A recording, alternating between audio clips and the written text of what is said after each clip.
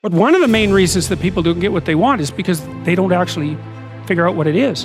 And the probability that you're going to get what would be good for you, let's say, which would even be better than what you want, right? Because, you know, you might be wrong about what you want easily.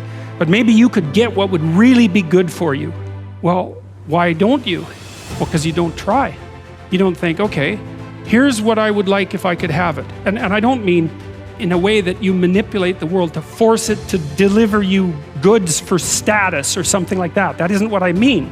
I mean something like, imagine that you were taking care of yourself like you were someone you actually cared for.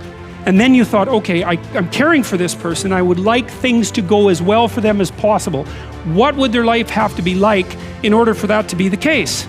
Well, people don't do that. They don't sit down and think, all right, you know, let's figure it out. You've got a life. It's hard, obviously. It's like 3 years from now, you can have what you need.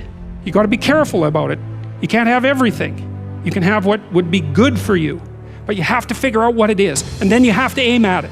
Well, my experience with people has been is, if they figure out what it is that would be good for them, and then they aim at it, then they get it. It's a strange thing. It's not quite that simple because, you know, you may formulate an idea about what would be good for you, and then you take 10 steps towards that, and you find out that your formulation was a bit off, and so you have to reformulate your goal.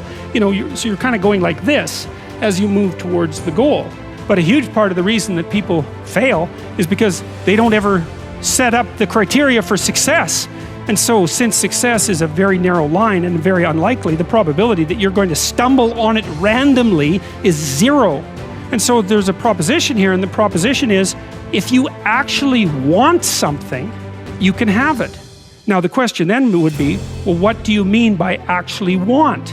And the answer is that you reorient your life in every possible way to make the probability that that will occur as certain as possible. And that's a sacrificial idea, right? It's like, you don't get everything, obviously, but maybe you can have what you need. And maybe all you have to do to get it is ask. But the asking isn't a whim or today's wish.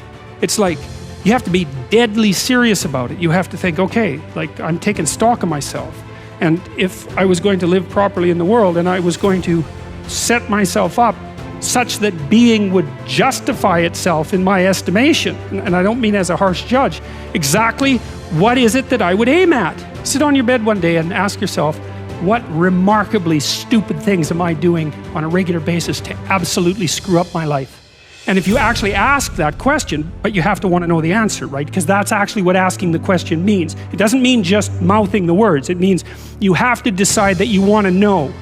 The best thing you can do is teach people to write, because there's no difference between that and thinking. And one of the things that just blows me away about universities is that no one ever tells students why they should write something.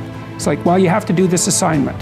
Well, why are you writing? Well, you need the grade. It's like, no, you need to learn to think, because thinking makes you act effectively in the world. Thinking makes you win the battles you undertake, and those could be battles for good things. If you can think and speak and write, you are absolutely deadly. Nothing can get in your way. So that's why you learn to write. It's like, and I can't believe that people aren't just told that. It's like, it's the most powerful weapon you can possibly provide someone with. And I mean, I know lots of people who've been staggeringly successful and watched them throughout my life. I mean, those people, you don't want to have an argument with them. They'll just slash you into pieces. And not in a malevolent way. It's like, if you're going to make your point and they're going to make their point, you better have your points organized, because otherwise you are going to look like and be an absolute idiot. You are not going to get anywhere.